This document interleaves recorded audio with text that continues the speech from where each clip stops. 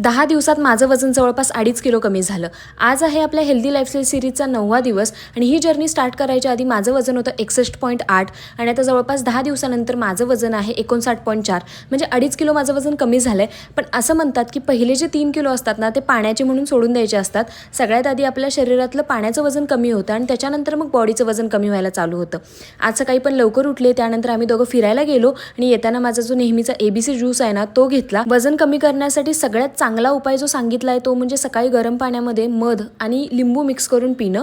पण मी ना गोड पूर्ण बंद केलं आहे, त्याच्यामुळे मध मी घेत नाही, मी फक्त लिंबू पिळून घेते आणि ते पिऊन घेते. त्याच्यानंतर मग ऑफिसच्या डब्याची तयारी चालू केली. आज ऑफिसला मी बाजरीची भाकरी आणि सोबत पिठलं घेऊन जाणार होते, कारण की पारची खूप जास्त इच्छा होती पिठलं खायची.